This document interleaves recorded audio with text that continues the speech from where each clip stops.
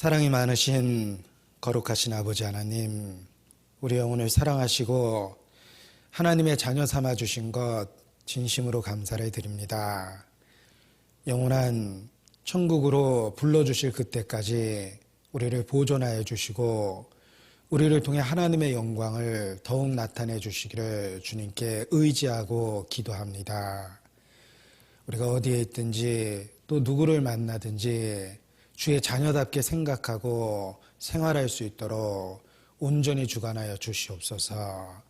성령의 권능으로 또 감동하심으로 함께하심으로 이 세상에서 빛의 자녀로 살아가기를 바라고 원합니다.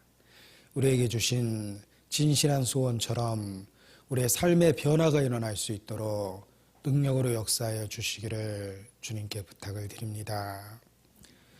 우리가 얼마나 큰 사랑을 받았는지 때로 어리석게도 잊어버리고 살 때가 있습니다. 주께서 일깨워 주시고 주의 은혜에 합당한 삶을 살 수 있도록 다스려 주시기를 부탁을 드립니다. 이 시간도 유익이 될 수 있는 말씀을 주시고 주의 영광을 나타내 주시옵소서.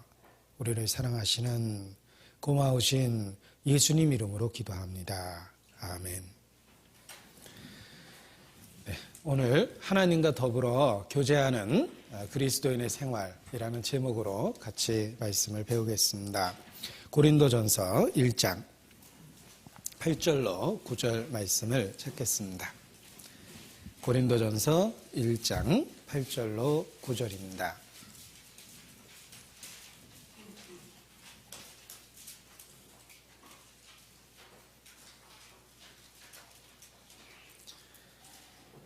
고린도전서 1장 8절 9절을 함께 읽겠습니다. 주께서 너희를 우리 주 예수 그리스도의 날에 책망할 것이 없는 자로 끝까지 경고케 하시리라. 너희를 불러 그의 아들 예수 그리스도 우리 주로 더불어 교제케 하시는 하나님은 미쁘시도다. 구원받은 이후에 우리가 영적 전쟁 아래에 있다는 것을 곧 깨닫게 됩니다. 우리가 싸워야 될 신앙적인 그 적들이 있습니다.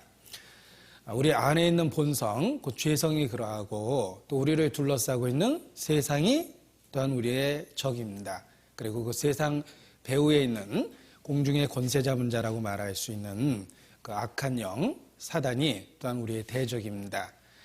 그리고 아담의 타락 이후 이 전쟁은 시작됐고 점점 더 치열해지고 있다라고 말할 수 있습니다. 성경에도 마지막 때가 되면 말세에 고통하는 때가 이를 것이다 이렇게 말씀하셨습니다. 그것은 점점 더 영적 전쟁이 치열해질 거라는 그 예언의 말씀이기도 합니다. 우리의 그 죄성을 자극하는 유혹도 점점 많아지고 강해지고 세상은 노골적으로 진리를 대적합니다. 그리고 사단도 자기의 때가 얼마 남지 않음을 알고 더욱 분내어 세상으로 내려갔다고, 땅으로 내려갔다고 성경은 말하고 있습니다.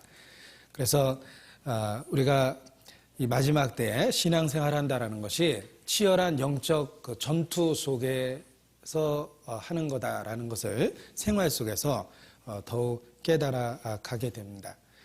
자, 그러나 주께서 약속하시기를 우리가 믿음 안에서 승리할 것이라고 약속하셨습니다. 그리고 우리의 믿음을 지켜주시겠다고 또한 약속하셨습니다. 이 8절에 우리를 지키시겠다는 그 약속의 말씀을 발견할 수 있습니다. 8절 말씀을 주어와 수로 부분을 끊어서 읽어보면 주께서 끝까지 경고케 하시리라 라고 되어 있습니다.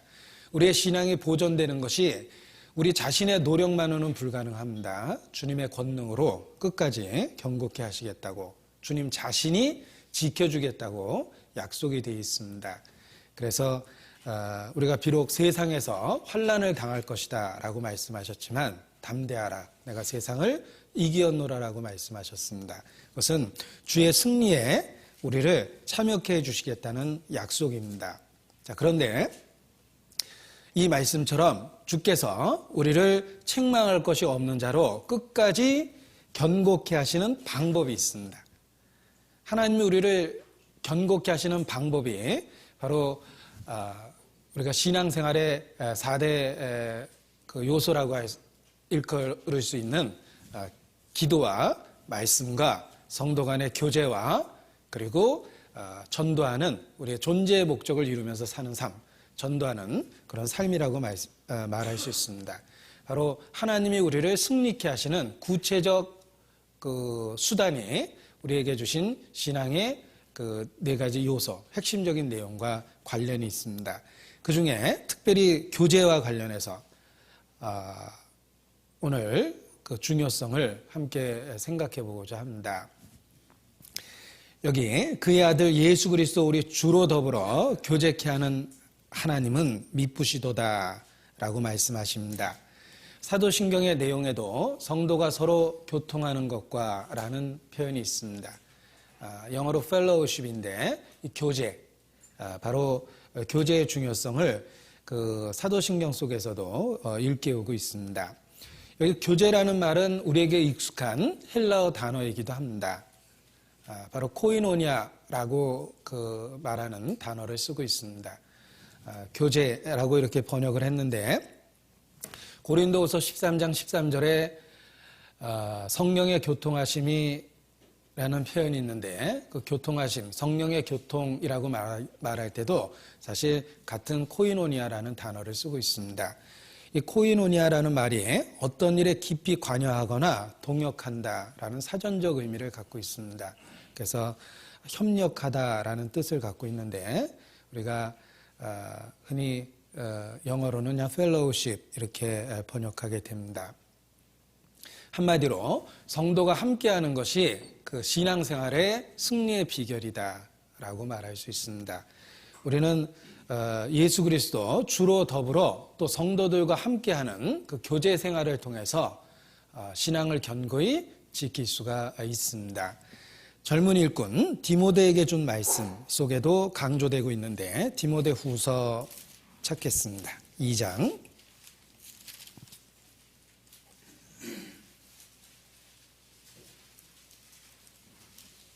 22절입니다.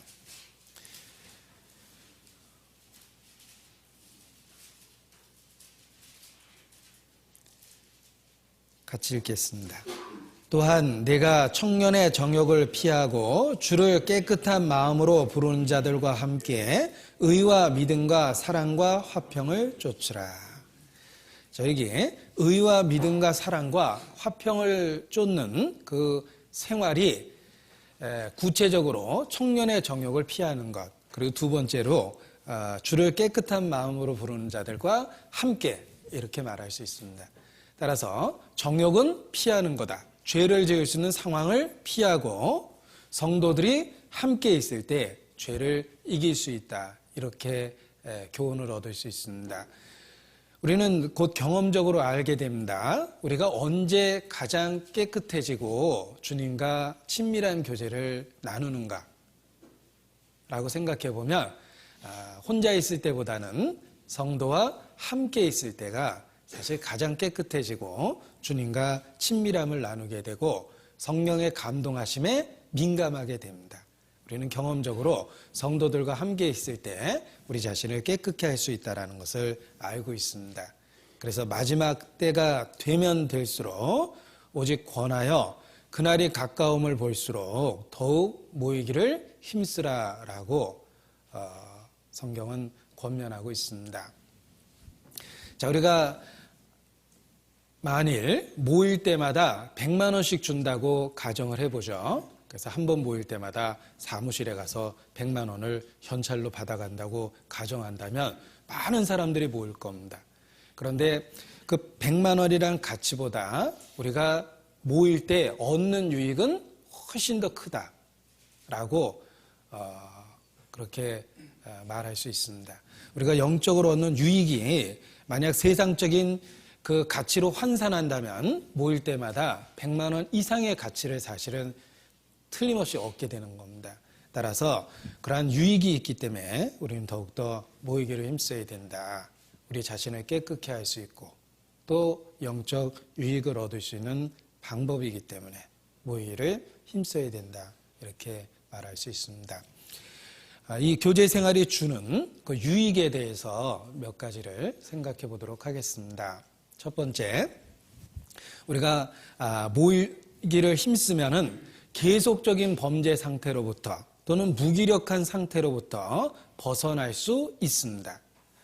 어느 순간 우리의 마음이 무기력해지기도 하고 또는 그 유혹을 받고 범죄 단계에 있을 수 있습니다. 그래서 진행적인 그런 그 죄를 갖고 있을 수가 있습니다. 그러나 우리가 모이기를 힘쓸 때, 모일 때마다 그 진행적인 죄에 대한 책망과 권면을 마음으로 받게 됩니다.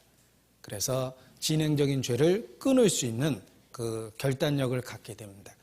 또 무기력한 상태에 접어들었다면 모일 때마다 다시 그 신앙적 충전을 받고 신앙이 그 새롭게 되는 그런 그 기회도 얻을 수가 있습니다. 정기적으로 병원에 가서 진단을 받는 사람은 그 악성 그 질병이 더 그 진행되지 않는 그런 그 유익함을 받습니다. 흔히 병을 초기에 진단해낼 수 있고 쉽게 치료할 수 있기 때문에 그렇습니다. 마찬가지로 우리가 자주 신앙적 교제를 나눌 때 건강, 영적 건강을 수시로 체크할 수 있고 그 초기 단계로부터 죄를 이겨낼 수 있게 된다 이렇게 말할 수 있습니다. 또 화재 위험이 많은 곳에 수시로 그 점검을 하면 불이 혹 시작됐다 하더라도 초기 단계에서 진화할 수가 있습니다. 우리 남대문 그 화재 사건을 통해서 더욱 깨닫게 되는데 불을 초기에 진화한다라는 것이 얼마나 중요한지 뼈저리게 깨달았습니다. 신앙적인 질병도 그러합니다. 유혹도 그러합니다. 따라서 초기 상태의 죄를 해결하기 위해서는 모이기를 힘써야 된다. 모일 때 자기 영적 상태에 대한 점검을 받게 되고 혹 죄가 진행 중에 있다면 그 죄를 버릴 수 있는 그 힘을 교제로부터 얻게 되기 때문에 그렇습니다. 우리에게 혹 신앙적 그 질병, 영적인 그 질병 상태가 생겼다라고 그 가정할 때 아마도 첫 번째 생기는 그 증상은 하나님과의 기도가 점점 멀어진다. 형식적이 되다가 횟수가 줄고 그리고 결국은 이제 거의 기도하지 않는 상태가 된다.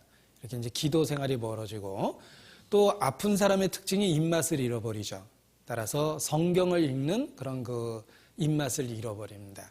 말씀을 읽는 것도 형식화되거나 아니면 거의 읽지를 않게 됩니다. 그리고 또 나타나는 증상이 모임으로부터 점점 멀어진다는 겁니다. 형제자매를 처음에는 판단하기 시작하고 그리고 그 다음 단계로 형제자매로부터 점점 멀어지고 결국은 교회로부터 멀어지는 그런 그 질병의 진행을 경험하게 됩니다. 그래서 반대로 우리가 영적 질병을 해결하기 위해서는 모이기를 힘쓰고 모이기를 힘쓰면은 영적 입맛이 되살아납니다. 말씀을 읽게 되죠. 말씀을 읽게 되면 주님과의 친밀함이 생기고 주님께 더 부르짖는 그런 그 기도를 회복하는 일도 일어납니다. 그래서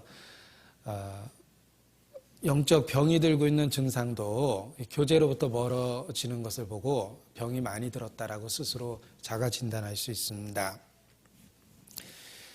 강강수월래 놀이하는 걸 생각해 보면 신앙적 원리를 더 깨닫게 됩니다. 강강수월래가 옆에 있는 사람과 손을 잡고 탑을 중심으로 이렇게 도는 거죠. 그래서 탑을 중심으로 점점 멀리 돌면 옆에 있는 사람도 멀어지기 시작하고 또 탑을 중심으로 점점 가까이 다가가면서 돌기 시작하면 옆에 있는 사람과 더 밀접하게 되죠.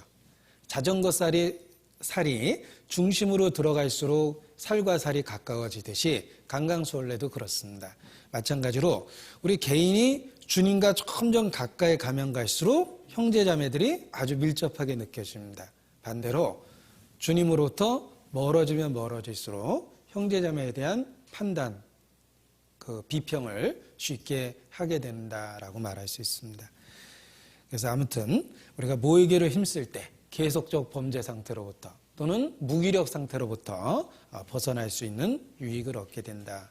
이렇게 다시 말씀드릴 수 있습니다. 자, 두 번째는 우리가 모일 때마다 신앙의 동질성을 확인하고 회복할 수 있는 효과를 갖게 됩니다. 같은 믿음, 같은 그 신앙의 대상과 내용을 갖고 있다는 걸 확인하면서 신앙의 동질성을 회복할 수 있게 된다. 이렇게 말씀드릴 수 있습니다. 하나님이 창세기에 동물들을 만드실 때 종류대로 만드셨습니다. 그리고 그들의 모습도, 살아가는 모습도 대부분 종류대로 살죠. 노루가 토끼떼 가서 놀고 그러진 않습니다. 토끼떼는 토끼끼리 있고 노루는 노루끼리 있고 사자는 사자끼리 있습니다. 이 자연을 살펴봐도 하나님이 만든 종류대로의 삶이 있다는 걸 알 수 있는데, 영적 세계에 있어서도 마지막 때가 되면 될수록 종류대로 보이는 일이 더 많아집니다. 알곡은 알곡끼리, 쭉정이는 쭉정이끼리 점점 더 분명하게 구별되기 시작하는 겁니다. 마태복음 13장입니다. 마태복음 13장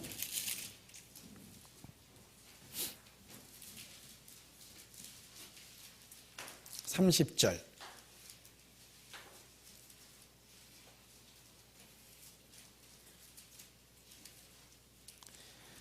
둘 다 추수 때까지 함께 자라게 두어라. 알곡과 가라지죠. 추수 때에 내가 추수꾼들에게 말하기를 가라지는 먼저 거두어 불사르게 단으로 묶고 곡식은 모아 내 곡간에 넣어라 하리라. 자, 이 마지막 때가 되면 될수록 가라지도 단으로 묶이죠. 그리고 곡식도 알곡도 이렇게 모아진다라고 말씀하십니다. 이제 유유상종이라고 말할 수 있는데 마지막 때가 되면 될수록 영적으로도 유유상종이 일어납니다. 그래서 방언 좋아하는 사람들은 그런 사람들이 이렇게 모여서 모임을 형성하고, 입신, 신유 이런 거 좋아하는 분은 또 그런 모임을 형성하게 됩니다.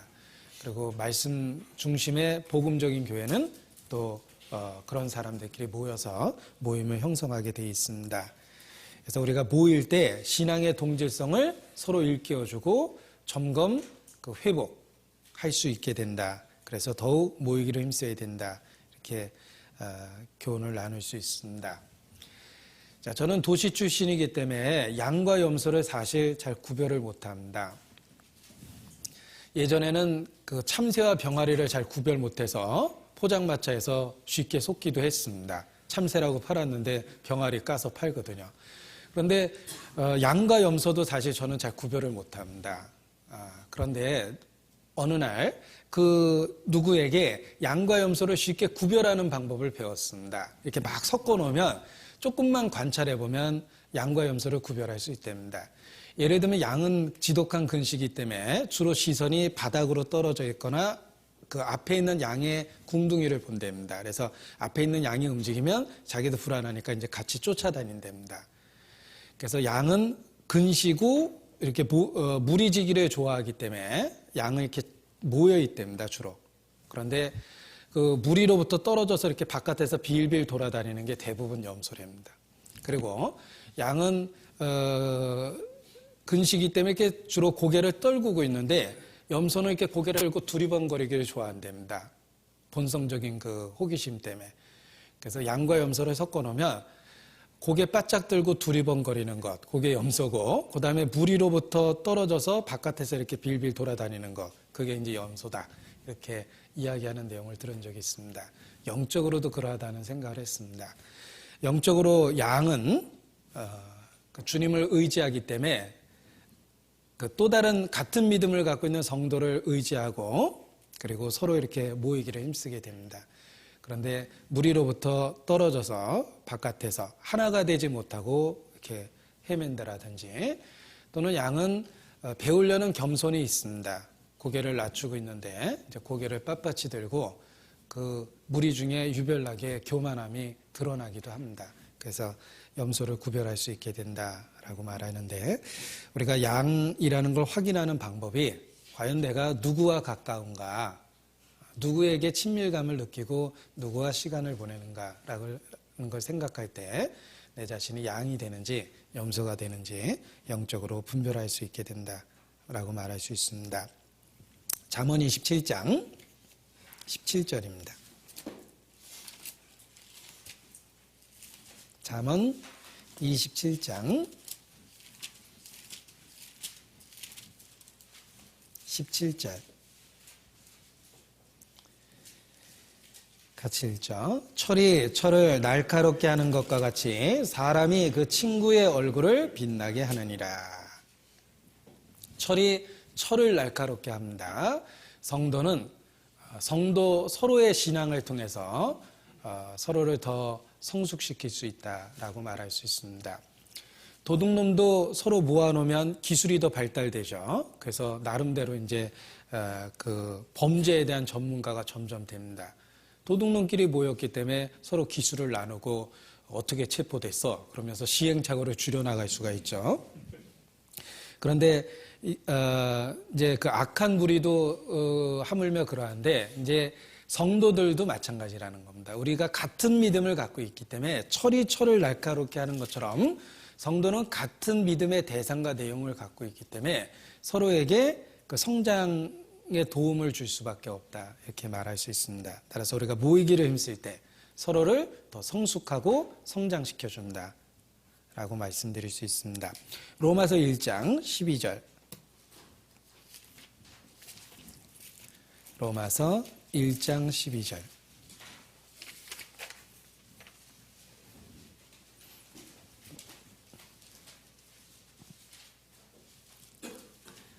함께 읽겠습니다. 이는 곧 내가 너희 가운데서 너희와 나의 믿음을 인하여 피차 아니함을 얻으려 함이라. 자, 그 큰 인물 바울조차도 로마의 성도들을 만나고 싶어 했는데 우리가 만나게 된다면 너희와 나의 믿음을 인하여 피차 아니함을 얻을 것이다 라고 표현하고 있습니다. 그러니까 바울도 로마의 성도를 통해서 아니함을 얻을 수 있다는 겁니다. 바울조차도. 그래서 일방적으로 도움을 주는 것이 아니라 그 교제를 통해서 서로를 세워줄 수 있게 된다라고 말씀드릴 수 있습니다. 그래서 우리가 병상에 있는 분을 위로하기 위해서 신방을 갔는데 오히려 신방 가서 위로를 받고 오는 경우가 있죠. 그래서 교제해주러 갔는데 교제 받고 오는 경우도 있습니다. 그것이 그 믿음이 철이 철을 날카롭게 하는 것처럼 성도의 믿음이 서로 안위가 되기 때문에 그렇습니다. 그래서 모일 때마다 우리는 서로의 믿음을 통해서 피차 안위함을 얻을 수 있다. 그래서 모이기를 힘써야 된다라고 말씀드릴 수 있습니다. 자, 세 번째, 교회 생활 중에 서로 돕는 법을 배우고 희생하며 섬길 수 있는 기회를 갖게 되기 때문에 그래서 모이기를 힘써야 됩니다. 우리가 모일 때 서로 돕는 법을 배울 수 있고 도울 수 있는 기회를 가질 수 있습니다. 희생하는 법을 배울 수 있고 희생할 수 있는 기회를 갖게 됩니다. 하나님은 우리에게 가족을 주셨습니다. 그런데 가족 구성원을 살펴보면 대개 세 종류가 있다라고 이야기하죠. 세 종류는 첫 번째, 자기 일도 하고 다른 사람을 도와줄 수 있는 사람. 어른이 그렇습니다. 자기 일만 하는 사람, 청소년들이 그러합니다. 다른 사람의 도움이 필요로 하는 사람, 유아들이 그러합니다. 그래서 가정에도 이런 세 종류의 사람이 섞여 있는데 이 교회에도 마찬가지로 그 세 종류의 사람이 있게 되어 있습니다. 누군가의 도움을 필요로 하는 영적 유아가 있습니다.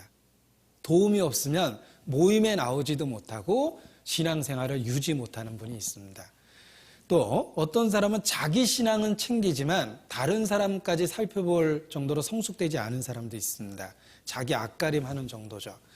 그리고 또 성숙한 사람은 자기 신앙을 스스로 붙잡고 생활할 뿐만 아니라 다른 사람을 붙잡아 줄 수 있는 그런 그 넓은 마음을 또 은사를 갖고 있기도 합니다.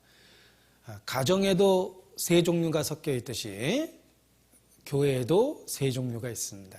따라서 우리가 모일 때마다 서로에게 도울 수 있는 그런 기회도 갖게 되고 또 성장할 수 있는 그런 기회도 갖게 되는 겁니다. 그래서 교회를 통해서, 교제를 통해서 성장하고 또 서로 도울 수 있는 지체를 발견하고 자신이 똑같은 과정을 겪었던 일들이 많기 때문에 도움을 줄 수 있는 지혜를 나눌 수가 있습니다. 우리가 함께 여행하다 보면 병든 자도 있고 홀로 여행하기 어려운 자들이 틀림없이 있습니다. 그때 함께하는 무리들이 도와주죠. 그래서 더욱 그 구성원들 간의 친밀감을 갖게 됩니다.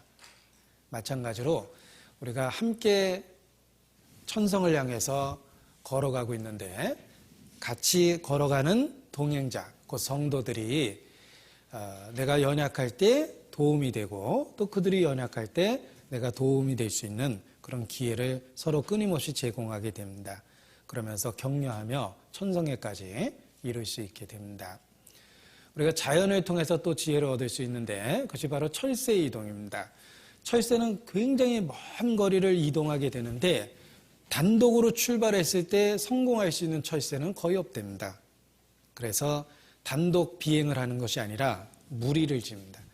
이 철새가 무리를 지어서 나르게 되면 서로 날개짓을 하고 있기 때문에 그 대기의 상승 효과를 만들어내서 혼자 날개짓하면 바쁘죠. 그런데 여럿이 날개짓하면 우아하게 이렇게 날 수가 있습니다. 그래서 철새가 혼자 나는 거 보면 상당히 바빠요. 이 날개짓하는 게. 그런데 여럿이 날 때는 아주 품위 있게 날아다니잖아요. 그거는 대기 상승 효과를 서로의 날개짓에 의해서 만들어내기 때문에 쉽게 날 수가 있답니다. 장거리 여행이 가능하다라고 말합니다.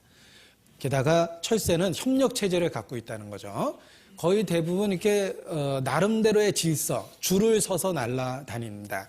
그런데 제일 앞에 있는 새가 상승 효과가 적기 때문에 제일 힘든 데입니다. 그래서 교대로 이렇게 자리를 바꿔가면서 뒤에 있던 새가 앞으로 오고 앞에 있는 새가 중간에 가고 이렇게 자리를 교대로 바꿔서 피곤함을 덜어준답니다. 그리고 제일 앞에 있는 새가 제일 힘들기 때문에 그 뒤에 있는 새들이 수시로 소리를 질러서 격려를 해준답니다. 그래서 철새가 날 때 일정한 간격으로 소리를 내면서 날아가죠. 그걸 번역하면 힘내라 힘 이렇게 이제 번역할 수 있습니다. 그래서 그들이 무리를 져서 목적지로 쉽게 이동이 되는 겁니다. 하나님은 이와 같은 철새의 이동을 통해서 우리에게 신앙의 원리를 가르쳐주고 있습니다. 아무리 앞선 사람도 낙심할 때가 있습니다. 격려가 필요하죠. 성도의 격려가 필요하고 그 격려를 통해서 신앙을 회복합니다. 그리고 또 다른 사람이 신앙적인 슬럼프에 빠질 때 또 역할이 바뀌어서 그 권면하고 붙잡아주는 그 역할을 하게 됩니다. 우리 이솝우화도 보면 말과 당나귀가 짐을 지고 가는 이야기가 있습니다. 이 당나귀가 말보다 좀 약했거든요. 너무 힘이 들어가지고 말에게 부탁을 했습니다. 이 말에게 말을 걸었죠. 좀 도와달라고 부탁을 했는데 이 말이 매몰차게 거절을 합니다. 나도 힘든데 하고 그 짐 들어달라는 걸 거절했습니다. 당나귀는 더욱 힘들었습니다. 마침내 견디다 못해 쓰러져서 죽게 됐습니다. 당나귀가 죽었습니다. 자, 이제 주인은 당나귀가 들었던 모든 짐을 들어다가 말에게 얹혔습니다. 그래서 말이 더 무거워졌죠. 이제 말이 그 당나귀 짐까지 짊어지고 걸어가면서 아까 도와달라고 그랬을 때 내가 좀 도와줬을 거라고 이렇게 후회를 했다. 이런 이야기가 있습니다. 그런데 이 신앙생활이 그런 이솝우화를 적용할 상황이 많이 벌어집니다. 우리가 서로에게 서로 짐을 지면 짐이 가볍고 또 신앙생활하는데 큰 유익을 얻을 수 있습니다. 그런데 서로 돌아보지 않으면 결국은 자기 혼자 짐을 감당해야 되는 경우가 많아지기 때문에 자기 자신도 신앙을 지키기가 어렵게 됩니다.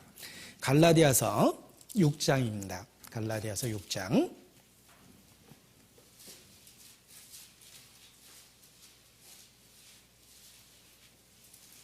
2절과 5절이 있습니다. 자, 2절 읽고 갈라디아서 6장 2절 읽고 5절을 같이 읽겠습니다.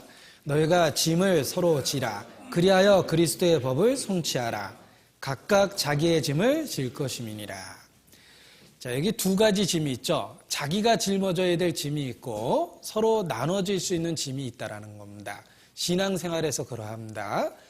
우리가 스스로 해결해야 될 문제들도 있습니다. 아무도 도움을 줄 수 없는 문제들이 있어요. 그것은 자기가 짊어져야 될 짐임에 틀림이 없습니다. 그러나 서로 도와줄 수 있는 짐들이 있습니다. 예를 들면 경제적 위기, 이런 것들은 서로 도와줄 수가 있죠. 또 가정적인 어떤 큰 일도 도와줄 수 있는 부분이 있습니다. 그래서 너희가 짐을 서로 지라라고 이야기하고 있습니다. 그리하여 그리스도의 법을 성취하라. 사랑의 법이죠. 우리가 모이기를 힘쓰면 바로 이 사랑의 법을 성취할 수 있는 기회 제공이 되고 또 내 자신이 도움을 얻을 수 있는 기회가 생긴다. 이렇게 말할 수 있습니다. 자, 2차 대전 때에 독일군이 연합군 포로를 잡았습니다. 그런데 하나씩 불러다가 고문을 해도 군사 비밀을 털어놓지 않더랍니다. 야, 이 독종들이구나, 강하구나 라고 속으로 감탄을 했답니다. 그래서 왜 그들이 강한지 연구해 보니까 이 수용소에 하나하나 끌어다가 고문을 하고 심문을 했는데 나올 때부터 격려를 받는데요. 고생스럽지만 우리 연합군이 틀림없이 승리하니까 동지여 조금만 참으시오 라고 격려를 받고 나오니까 강해져 있죠. 그리고 모진 고문을 받고 들어가자마자 막 모여서 격려를 해준답니다. 고생했다고, 조금만 더 참자고. 그러니까 전부 그 모진 고문을 견뎌낼 수 있었답니다. 그래서 독일군이 전략을 바꾸고 포로들을 다 독립 수용을 했답니다. 그래서 따로따로 가둬놓은 상태에서 하나하나 불러다가 다시 신문을 했더니 겁만 줘도 술술 불더라. 뭐 이런 그 일화가 있습니다. 결국은 무리를 졌을 때 더 강해진다라는 거죠. 1인 특공대는 쉽게 공포감에 사로잡히지만 모여있을 때는 오히려 서로의 그 용맹, 서로의 함성이 용기를 줍니다. 그래서 우리 전쟁터에 보면 막 소리를 지르는데 내가 혼자 소리 지르면 상대방 소리에 죽잖아요. 그런데 같이 전우가 지르는 소리가 내가 지르는 소리도 듣고 상대방이 지르는 소리를 들으니까 용기 백배하게 됩니다. 그것이 이제 신앙생활의 원리에도 있습니다. 그래서 우리가 모이면 더 강해지고 우리의 신앙을 지켜낼 수 있다. 이렇게 말씀드릴 수 있습니다. 그리고 또한 모일 때에 예전 광야 생활을 보면 낮에는 구름기둥, 밤에는 불기둥이 있었던 것처럼 우리가 모일 때 함께 하시는 주님의 능력을 체험하게 되므로 신앙을 또 지켜낼 수가 있는 겁니다. 이런 많은 유익이 있기 때문에 우리가 더욱 모이기를 힘써야 됩니다. 자, 이러한 그 교제의 유익을 가르쳐 주기 위해서 성경은 잊어버릴 수 없는 비유를 우리에게 제시하고 있습니다. 우리가 항상 기억할 수 있는 비유입니다. 몸의 비유죠. 우리는 몸을 갖고 살아가고 있기 때문에 몸이 있는 한은 그 비유를 항상 기억할 수 있습니다. 예수님은 머리고 우리는 그 몸의 각 지체가 됐다라는 그런 비유는 우리가 살아있는 한 잊어버릴 수가 없는 겁니다. 자, 유대인들에게 그 기억을 상기시키는 하나님이 도구를 주셨습니다. 예를 들면 집 문설주에 그 성경 구절을 적어놓게 한다라든지 또는 옷수를 달게 한다라든지 청색끈을 손에 매게 한다든지 이마에 가죽끈으로 경구, 성경 구절을 단 상자를 묶는다라든지 이런 걸 율법에 요구하셨는데 왜 그것을 요구하셨다고 생각하십니까? 일종의 기억을 상기시키는 수단입니다. 그래서 이마에 경구 상자를 매면 하나님의 말씀이 이마에 달려있죠? 이것이 항상 말씀에 대한 일깨움을 줍니다. 또 손에 가죽끈을 맸을 때 내가 하나님의 법에 매여 있다는 걸 일깨워주기 때문에 이 손으로 죄를 지려고 하면 그 하나님 말씀을 일깨워서 죄에 대한 욕구를 이겨낼 수가 있는 겁니다. 또 옷술을 달게 하니까 옷술이 이렇게 찰랑찰랑 거리잖아요. 그 옷술이 찰랑거릴 때마다 하나님의 계명이 생각나게 돼 있습니다. 그래서 기억을 상기시키는 효과로 그런 것을 준 겁니다. 뿐만 아니라 요단강을 건넌 이후에 돌로 이렇게 기념비를 세우는 이야기도 있는데 그것도 그 사건을 잊지 말라라는 그런 기억 상기의 효과가 있는 겁니다. 마찬가지로 몸의 비유는 우리가 몸을 갖고 살면서 항상 기억을 일깨울 수 있는 효과가 있습니다. 주님은 머리십니다. 우리는 몸의 지체입니다. 따라서 교제의 원리를 우리 몸을 통해서 항상 기억해낼 수 있습니다. 에베소서 1장, 갈라디아서 다음에 있죠? 에베소서 1장 22절 23절입니다.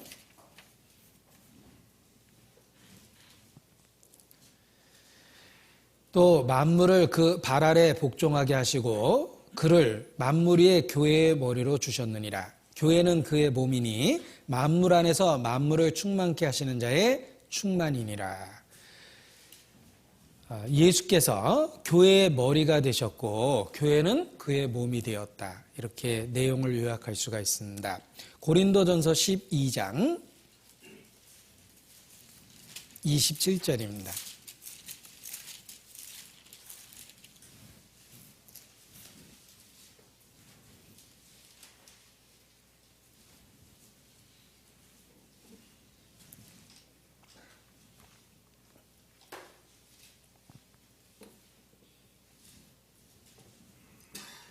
(27절) 같이 읽죠. 너희는 그리스도의 몸이여 지체의 각 부분이라. 그래서 우리 자신이 머리 대신 그리스도에게 붙어있는 몸이고 그 몸의 한 지체, 역할이 다른 지체라는 것을 일깨워주고 있습니다. 이 고린도전서 12장에 몸도 하나요, 몸은 하나지만 많은 지체가 있다라는 그 교회의 역할, 각각 지체의 역할에 대한 말씀을 주고 계십니다. 이 동일한 말씀이 로마서 12장에 있습니다. 로마서 12장 찾겠습니다. 4절로 5절입니다.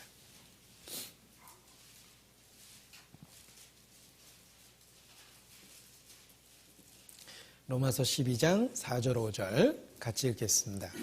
우리가 한 몸에 많은 지체를 가졌으나 모든 지체가 같은 직분을 가진 것이 아니니 이와 같이 우리 많은 사람이 그리스도 안에서 한 몸이 되어 서로 지체가 되었느니라. 그래서 이 몸의 비유를 통해서 교제의 원리, 교회의 원리를 깨닫도록 하십니다. 항상 기억할 수 있게 비유로서 말씀을 해주셨습니다. 우리가 몸의 비유를 통해서 알 수 있는 교훈이 있는데 그것은 충만한 은혜의 공급을 받기 위해서는 우리가 몸에 붙어 있어야 된다라는 교훈입니다. 우리 몸의 각 지체는 무선이 아니죠. 그러니까 무선으로 이렇게 리모컨으로 움직일 수 있는 게 아니라 우리 몸은 다 유선 리모컨이라는 걸 기억해 보십시오. 뇌와 중추신경과 연결된 다 유선이죠. 그러니까 분리시켰을 때는 작동이 안 된다라는 거예요. 내가 손가락을 까딱까딱 움직일 수 있는 것은 사실은 온몸의 마디와 지체로 연결이 돼서 중추신경하고 연결돼서 뇌의 명령을 받은 겁니다.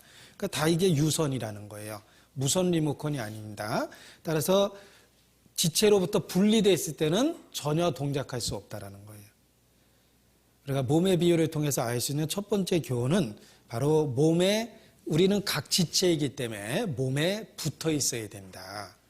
손은 손목에 붙어 있어야지만 혈액의 공급을 받고 힘을 공급받을 수 있고 자기 역할을 할 수 있는 거지.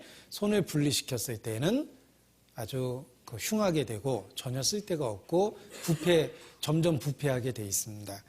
그래서 이 몸의 비유를 통해서 우리가 결코 분리될 수 없다. 우리가 하나의 지체로 함께 있어야 된다는 것을 깨닫도록 해주십니다. 골로새서 2장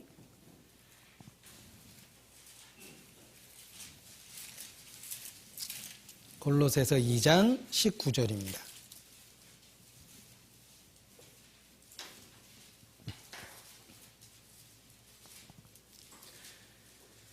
같이 읽죠. 머리를 붙들지 아니하는지라 온몸이 머리로 말미암아 마디와 힘줄로 공급함을 얻고 연합하여 하나님이 자라게 하심으로 자라느니라. 우리의 신앙이 자라야 되는데 그 자라는 방법이 머리를 붙들어야 된다. 머리로 말미암아 마디와 힘줄로 공급함을 얻고 연합함으로 자라는 것이다. 그러니까 우리가 몸의 한 지체라면 우리에게 마디와 힘줄의 역할을 해주는 분들이 있습니다. 몸의 한 지체가 이 몸의 구성원으로 붙어 있으려면 마디와 힘줄을 통해서 붙어 있고 마디와 힘줄을 통해서 힘을 얻고 공급함을 얻는 겁니다. 그래서 성도는 서로에게 마디와 힘줄의 역할을 해서 그 신앙생활에 필요한 힘과 지혜를 공급하는 역할을 하고 있다라고 말할 수 있는 겁니다. 에베소서 4장, 에베소서 4장 15절, 16절입니다. 에베소서 4장 15절, 16절 같이 읽죠. 오직 사랑 안에서 참된 것을 하여 범사에 그에게까지 자랄지라. 그는 머리니 곧 그리스도라.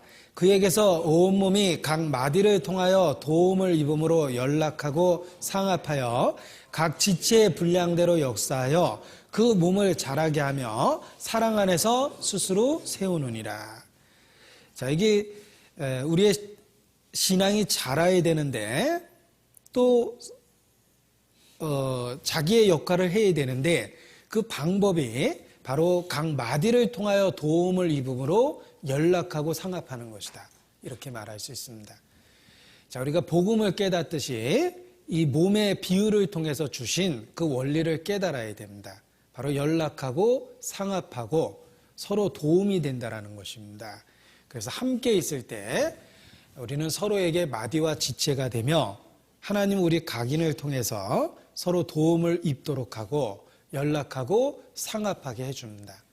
그래서 신앙이 자라고 우리의 신앙을 지킬 수 있게 되는 겁니다. 구원받은 그때 우리가 몸의 일부분이 됐다. 결코 분리될 수 없다라는 것을 깨달아야 됩니다. 우리가 장작에다 불을 지펴서 활활 타오르게 했을 때 그 중에 장작 하나를 꺼내서 바깥에 두면 그 타오르던 그 불길이 금방 꺼져 버립니다. 그러나 다시 장작 더미에 던졌을 때는 불이 옮겨 붙게 돼 있죠. 마찬가지로 우리가 그 무리 가운데 있을 때에는 정말 성령 충만해서 자기 역할을 합니다. 그리고 혹 자기 열기를 잃어버렸을 때는 옆에 있는 사람의 열기가 옮겨 붙어서 다시 타오르게 됩니다. 그러나 그 무리로부터 분리됐을 때에는 자기 혼자 타오르기가 어렵죠. 꺼졌을 때는 열기를 다시 옮겨 붙이기가 어렵기 때문에 결국은 점점 시커멓게 불이 꺼져 갑니다. 그래서 타오르는 장작더미의 원리처럼 우리는 함께 있을 때 가장 강하다라고 말할 수 있습니다. 세상에서도 흩어지면 죽고 뭉치면 산다라는 이야기가 있습니다. 그래서 화살 하나하나를 부러뜨리는 건 쉽지만 화살 여러 개를 부러뜨리는 건 어렵다. 우리가 함께 있을 때 부러지지 않는 강한 신앙을 가질 수 있다. 또 얇은 종이는 쉽게 찢을 수 있지만 강철과 붙여놓은 종이는 안 찢어진다. 우리가 교제 가운데 있다라는 것은 우리 하나하나는 얇은 지체지만 함께 모여 있을 때는 찢어지지 않는 그런 강한 신앙을 갖게 된다. 이렇게 말할 수 있습니다. 그래서 우리 안에 계신 성령이 마디와 지체를 통해서 상합함으로 그 가운데서 역사하십니다.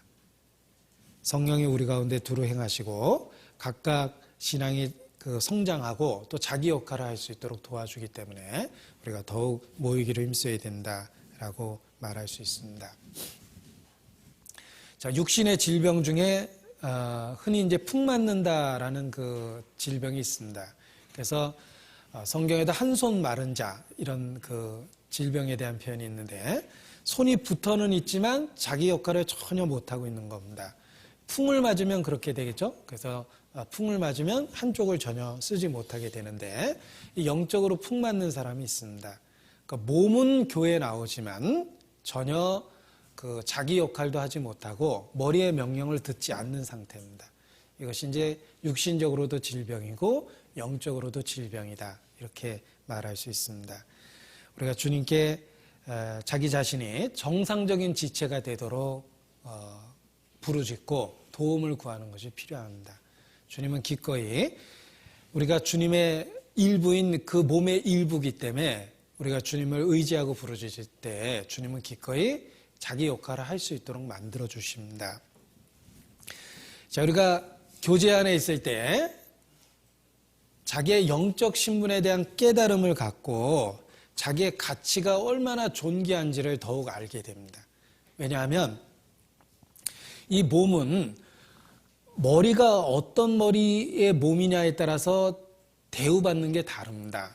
이게 이제 합당한 비유인지 모르겠지만, 예를 들면 이제 그 환자들이 이렇게 쭉 다친 사람이 누워 있습니다. 전쟁터라고 해보죠. 다친 사람이 쭉 누워 있으니까 군의관이 보기에는 다 다친 사람이에요. 다 환자로 보이죠.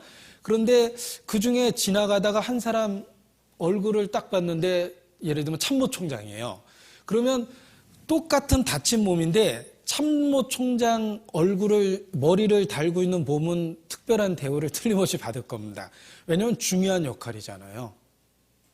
이 몸이 예를 들면 팔은 팔인데 누구 팔이냐에 따라서 이게 대접이 다르다는 거예요. 그래서 팔 아픈 사람이 왔는데요 라는 이제 환자가 들어왔는데 뭐 머리가 대통령 머리가 붙어서 왔더라. 그러면 이 똑같은 아픈 팔이지만 대접이 다르고, 노숙자 머리를 달고 온 팔은 뭐 시간 나면 고쳐줄게요 라고 되겠죠. 접수부터 하세요 라든지.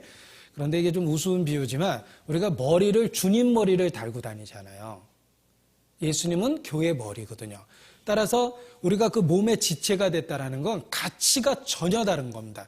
구원받기 전에는 우리의 가치가 뭐 벌레인 사람 구덕인 인생이랴, 저희가 진토임을 기억하셨습니다, 이런 가치밖에 안 되거든요. 그러나 우리가 구원받고 주의 몸의 일부가 됐을 때는 아무리 작은 지체도 머리로 인해서 가치가 생겼다, 이렇게 말할 수 있습니다.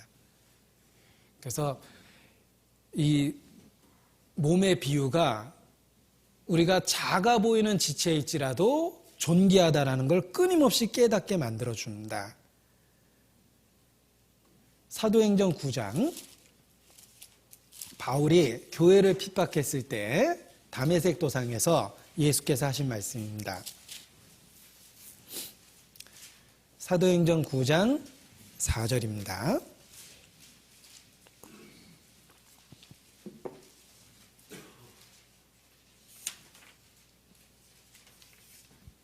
같이 읽죠. 땅에 엎드러져 들음에 소리 있어 가라스되 사울아 사울아 내가 어찌하여 나를 핍박하느냐 하시거늘. 자, 사울은, 곧 바울은 교회를 핍박했죠. 사울은 교회를 핍박했습니다. 성도들을 핍박했는데 예수께서 말씀하시기를 어찌하여 나를 핍박하느냐라고 이렇게 말씀하십니다. 교회가 바로 예수 그리스도의 몸이기 때문에 우리 몸의 가장 작은 지체도 온몸의 통증을 유발시킵니다.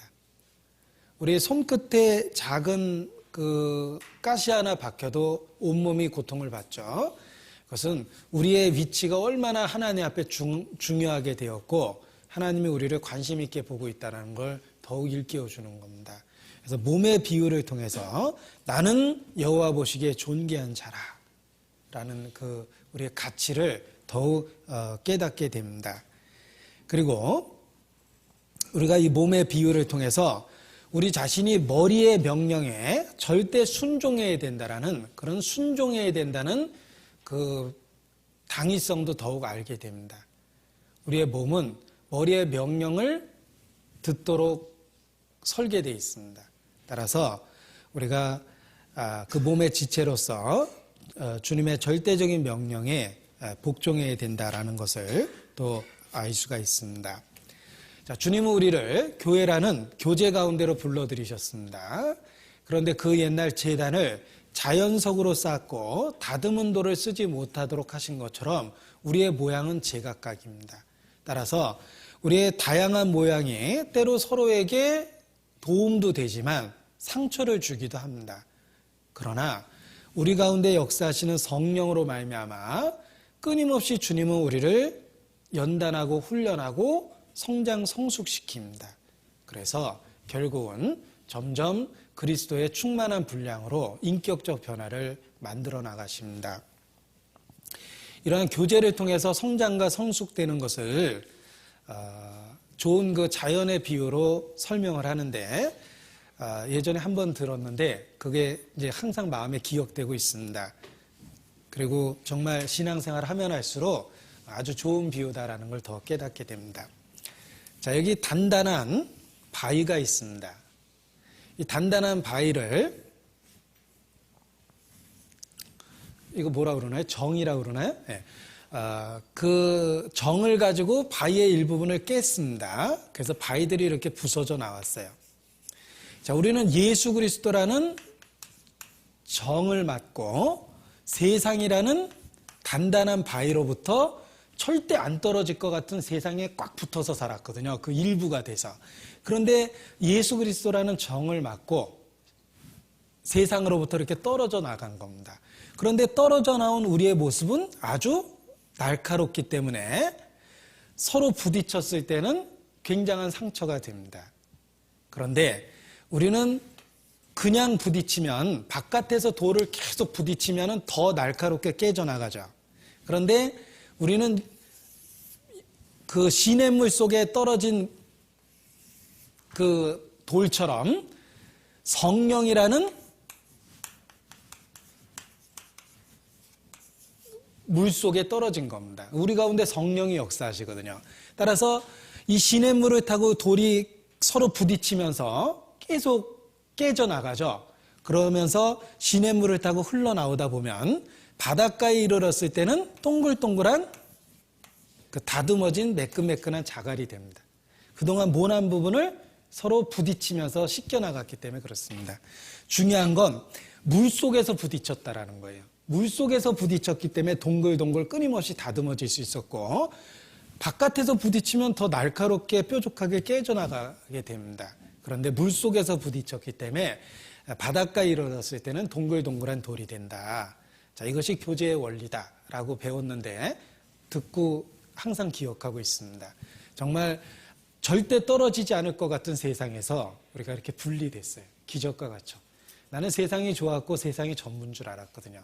그런데 처음에 떨어진 모습은 날카롭고 서로에게 상처가 됐습니다. 그러나 성령이 우리 가운데 역사하심으로 우리가 성령 안에서 서로 부딪혔기 때문에 훈련과 연단이 되면서 성숙하게 됩니다. 그리고 주님 앞에 이르를 때 이렇게 점점 원만한 모습이 돼간다. 이것이 교제의 원리다라고 말할 수 있습니다.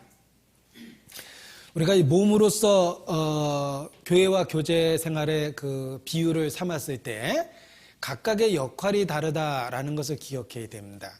손과 발의 역할이 다르죠. 발로 체중을 지탱하고 서 있기는 쉽습니다. 발로 걸어 다니는 건 쉽습니다. 그런데 손으로 체중을 지탱하려면 어렵고 손으로 걸어 다니기는 어렵습니다. 자, 물건을 잡을 때는 손으로 잡는 것은 쉽습니다. 그러나 발로 잡으려면 어렵습니다. 이와 같이 우리가 똑같은 일을 할 수는 없다. 하나님은 우리에게 다양성을 주셨다라는 겁니다.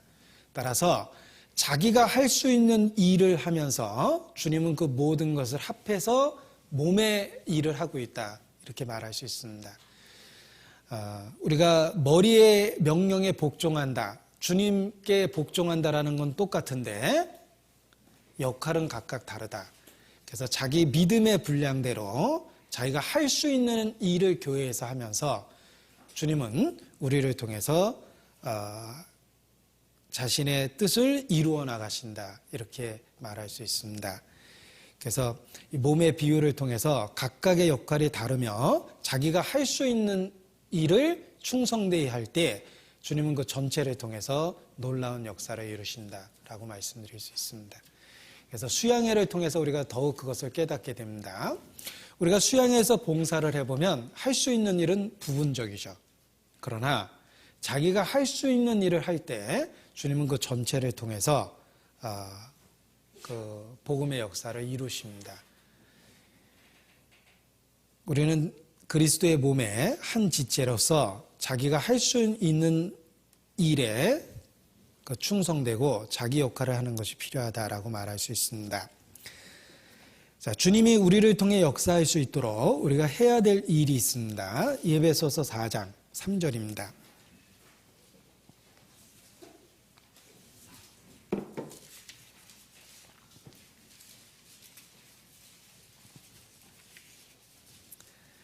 에베소서 4장 3절입니다. 같이 읽죠. 평안에 매는 줄로 성령의 하나 되게 하신 것을 힘써 지키라. 자, 성령은 우리를 주의 몸된 교회와 교제 안에 들이셨고 우리가 해야 될 일은 바로 그 성령이 하나 되게 하신 것을 힘써 지키는 일입니다. 어떻게 성령이 하나 되게 하신 걸 힘써 지킬까? 사실 우리가 서로 다양한 성격과 환경을 갖고 있기 때문에 하나 되는 것을 지키는 것이 쉬운 일은 결코 아닙니다. 자, 1958년 결혼한 한 부부가 있었습니다. 그들은 4년을 살았습니다. 그러다가 남편이 1962년 국가 권력에 의해서 체포돼서 종신형을 받았습니다. 그리고 감옥에 1990년 그 감옥에서 나올 때까지 27년 동안 부부는 헤어져 있었습니다. 그리고 매일 사랑의 편지를 주고받으면서 서로를 격려했답니다. 드디어 27년 만에 감옥에서 나온 남편은 사랑하는 아내와 함께 살기 시작했습니다. 그러나 함께 살면서 계속적으로 다투다가 결국은 이혼했답니다. 누구 이야기냐면 이게 만델라 이야기거든요. 좀 허망하잖아요. 27년 동안 매일 사랑의 편지를 주고받았던 그들이 막상 만나서 같이 살게 되니까 곧 헤어지게 됐대요. 그것은 이렇게 사랑을 표현하고 주고받기는 쉽지만 같이 사는 건 더 어렵다라는 걸 입증하는 사례입니다. 하물며 우리가 서로 전혀 다른 환경 속에서 또 전혀 다른 성격을 갖고 주님이라는 공통점 하나로 모였는데 하나 되는 것이 쉬운 것은 아니라는 거예요. 부부도 같이 사는 게 그렇게 어려웠죠. 사랑을 이야기할 때는 27년 동안 사랑을 주고받을 수 있었지만 같이 생활하는 건 어려웠다는 거예요. 그런데 하물며 다양한 성격과 환경을 갖고 있는 우리가 주님이라는 공통점 하나 갖고 만났는데 그 하나 된 걸 지키는 게 쉬운 게 아니라는 겁니다. 그래서 여기 힘써 지키라라고 말씀하셨고 그것을 지킬 수 있는 방법을 주셨습니다. 그것이 일단은 우리가 공통점이 많다라는 걸 기억해야 되는데 그 7가지의 공통점을 4절부터 언급하셨습니다. 몸이 하나여 성령이 하나이니 이와 같이 너희가 부르심의 한 소망 안에서 부르심을 입었느니라. 주도 하나여 믿음도 하나여 세례도 하나여 하나님도 하나이시니 곧 만유의 아버지시라. 자, 이 말씀 속에 7가지 동일한 것이 있습니다. 한번 세보면 7가지가 나타나는데 그것이 우리가 하나됨을 지켜야 될 이유입니다. 자, 저에게 형이 있습니다. 형은 저하고 성격이 전혀 다릅니다. 그래서 어린 시절 형하고 싸울 때는 제가 이런 말도 했던 기억이 있습니다. 형만 아니면 내 손에 죽었을 텐데 뭐 이런 그 살벌한 말을 했던 기억도 있어요. 그러니까 어린 시절에는 제가 사실 일방적으로 맞았지만 그렇게 형하고 자주 다퉜는데 그래도 이 성장한 지금 가장 그 사랑이 가는 사람 중에 하나가 형입니다. 나하고 정말 성격은 다르지만 마음에 표현할 수 없는 애정이 가거든요. 이 세상에서 그래도 형제가 있다라는 게 얼마나 든든합니까?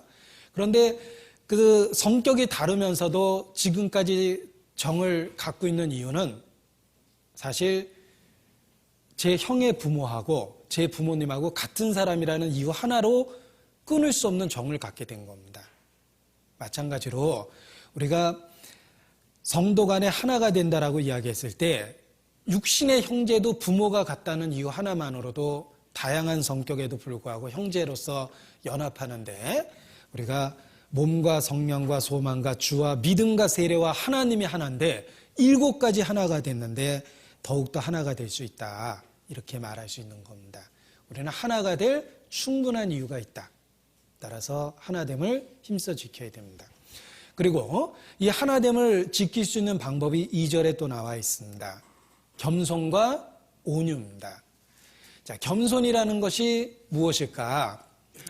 상대방을 나보다 더 존중하고 상대방의 감정을 배려하고 상대방을 나보다 더 낫다고 생각하는 게 겸손입니다. 이렇게 정의해보면 교만이 무엇인지도 드러나죠? 내가 너보다 낫다. 이게 교만입니다. 우리는 본능적으로 교만합니다. 그래서 상대방보다 우월한 걸 찾으려고 노력합니다. 쉽게 찾는 건 대개 이제 뭐 학력, 뭐 이런 거 찾죠. 그리고 뭐 외모에서도 내가 그래도 너보단 잘생겼다라든지 이런 것도 찾아보고, 정 찾을 게 없으면 뭘 찾습니까? 몇 살이냐? 이렇게 얘기합니다. 그러니까 나이라도 하나 좀 찾아볼까? 그렇게 얘기를 합니다. 그러니까 그게 이제 교만에서 온 건데, 내가 너보다 낫다라는 걸 뭔가에서 찾으려고 이제 노력을 하다 보니까 나이라도 따져보고 막 그럽니다. 이제 교만인데, 이 교만할 때는 하나가 되기 어렵습니다. 그러나 상대방을 나보다 더 낫게 여길 때, 상대방에 대한 감정적 배려를 할 때, 이것이 이제 겸손인데, 그 겸손은 하나 되게 한 것을 지켜줍니다. 그리고 또 하나됨을 지켜주는 방법이 온유죠. 말 붙이기도 어려운 정도의 그런 그 성격을 갖고 있는 분이 있어요. 이렇게 보기 아주 냉기가 도는 그런 타입이 있잖아요. 그런데 그것은 자기도 모르게 갖고 있는 그 성격이 교회의 하나됨을 깨고 있는 겁니다. 우리가 그리스도 안에서 새 사람이 되었기 때문에 성격적 변화도 필요합니다. 그래서 차갑고 아주 냉정한 그런 성격을 갖고 있었다면 이제는 온유하고 따뜻한 마음을 품어보는 것이 필요합니다. 너희 안에 그리스도의 마음을 가지라라고 말씀하셨기 때문에 우리가 온유라는 그리스도의 성품을 표현하는 것이 필요합니다. 어떤 미국 분은 한국 사람 이름 중에 제일 흔한 이름이 개조심인 줄 알았대요. 왜냐하면 다니다 보니까 집집마다 개조심 써놨거든요. 무슨 글자인지 모르지만 한국 사람은 이름이 똑같구나 이렇게 생각을 했답니다. 옛날에 개조심이라고 많이 써놨잖아요. 가까이 오지 말아라 뭐 이런 뜻입니다. 그런데 성격적으로 나는 성질이 있어요 라고 얘기하는 건 개조심이라고 써놓은 거하고 똑같은 거예요. 내 안에 개가 있으니까 개가 되기 전에 좀 조심해라 이런 뜻이잖아요. 이제 그게 거친 거고 상대방에게 이제 상처를 줍니다. 그런데 내가 무슨 말을 해도 웃을 것 같고 내가 실수해도 허허거릴 것 같은 그런 성격이 있잖아요. 그런 성격이 교회를 하나가 되게 만들어주는데 이제 그것이 이제 온유함이다 이렇게 말할 수 있습니다. 그래서 온유는 그리스도의 성품이기 때문에 그리스도인이라면 배워야 되고 표현해야 된다. 그것이 하나됨을 지키는 방법이다. 그리고 또 하나는 오래 참음이죠. 자, 우리는 누구든지 참습니다. 그러나 그리스도인만 오래 참습니다. 또 사랑 가운데 서로 용납하고 주님께서 우리를 사랑하신 것 같이 우리가 서로 사랑으로 받아줄 때 더 하나 되게 한 것을 지킬 수가 있습니다. 사랑은 허다한 허물을 덮느니라 라고 말씀하셨습니다. 우리가 서로 단점과 허물을 지적해내면 하나 된 게 깨지기 시작합니다. 자, 이런 비유 들어보셨을 겁니다. 당신이 다른 사람의 허물을 지적할 때, 잘 보세요. 다른 사람의 허물을 지적할 때 나머지 손가락 3개는 당신을 가리키고 있습니다. 그렇죠. 그러니까 다른 사람의 허물을 지적하면 손가락 3개는 자기를 가리키고 하나는 중립이죠. 난 모르겠어 하고 팍 엎어져 있잖아요. 그러니까 하나는 중립이고 3개는 자기 허물인데 다른 사람의 허물을 지적할 때마다 손가락 3개가 당신을 가리키고 있다는 걸 기억하십시오란데 다른 사람의 단점을 쉽게 찾아낼 수 있다는 건 자기에게 그 몇 배의 허물이 있다는 증거입니다. 사람은 자기 인격을 통해서 다른 사람을 보기 때문에 그렇습니다. 우리가 사랑으로 허물을 덮어줄 때 성령의 하나 되게 하신 것을 힘써 지킬 수 있게 된다. 이렇게 말할 수 있습니다. 자, 우리가 하나됨을 지키면 주께서 우리를 지키십니다. 그러나 우리가 하나됨을 깨기 시작하면 우리의 신앙이 흔들리고 무너지기 시작합니다. 주께서 우리로 하여금 교제 가운데 두셨고 그리고 그 하나됨을 힘써 지키고 살라라고 말씀하십니다. 그것을 우리가 지킬 때 주님은 그 안에서 우리의 신앙을 지키시고 성장, 성숙시키신다. 이렇게 말할 수 있습니다. 사도행전 2장입니다. 사도행전 2장 42절입니다.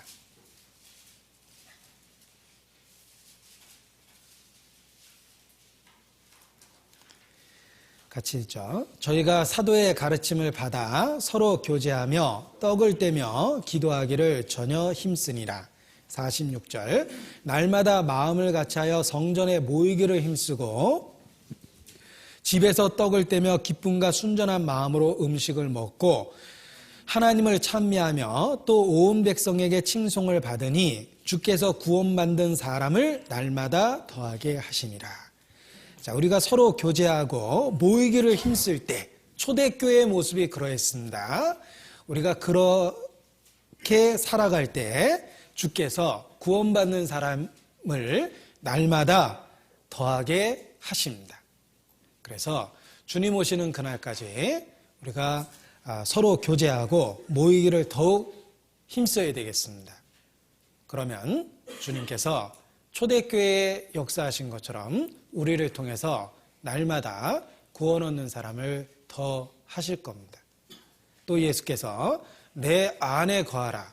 나를 떠나서는 너희가 아무것도 할 수 없느니라 라고 말씀하셨는데 우리가 모이기를 힘쓰는 것, 함께하는 것이 바로 주 안에 거하는 구체적인 생활이라고도 말할 수 있습니다.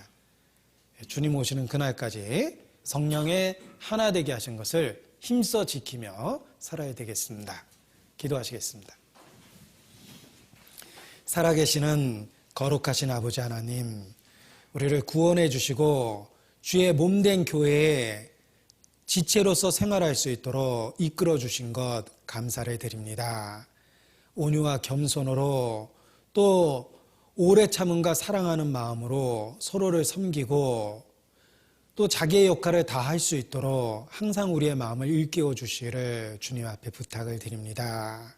주님 오시는 그날 주의 몸된 교회의 일원으로서 충성되이 자기 역할을 하다가 주님 만날 수 있기를 바라고 원합니다.